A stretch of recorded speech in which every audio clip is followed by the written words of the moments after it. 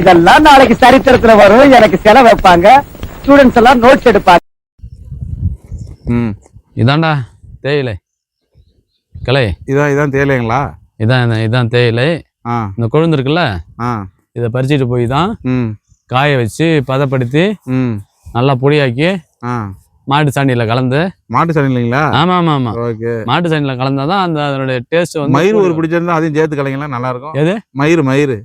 மயிர் கலந்தோம்னா அது கலக்காத. அரைச்சி கலந்தீங்கன்னா மாட்டு சாணி கலக்கலாம், இல்லைனாக்கா கழுத சாணி இருக்கு பாரு, அதை கலக்கலாம்.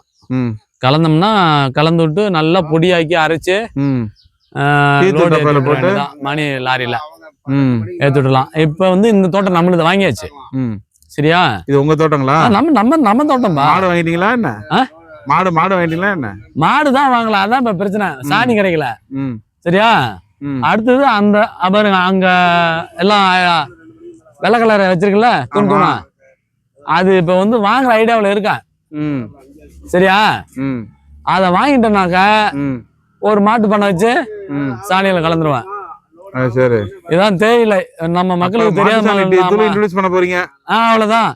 அதாவது எல்லாருமே மாட்டு சாணி டீ தூள் ஒன்று வாங்கினாலும் ஒன்று ஃப்ரீ. இப்பதான் கரெக்டா வர. சரியா? மாட்டு சாணி டீ தூள் இது வரைக்கும் இது வந்து வயிற்றில் இருக்கிற பூச்சிகளையும் தேவையற்ற கொழுப்புகளையும் கரைத்து வெளியே தள்ளிடும். மாட்டு சாணி உள்ள போய் மனித சாணி வெளியே வரும். அவ்வளவுதான். இதான் நம்மளுடைய ப்ராஜெக்டனுடைய இனி வரும் காலங்களில் மாட்டு சாணி டீ தூள் மட்டுமே நிரந்தரமாக்கப்படும். மீதி எல்லா டீத்தூளும் ஒழிக்கப்படும்.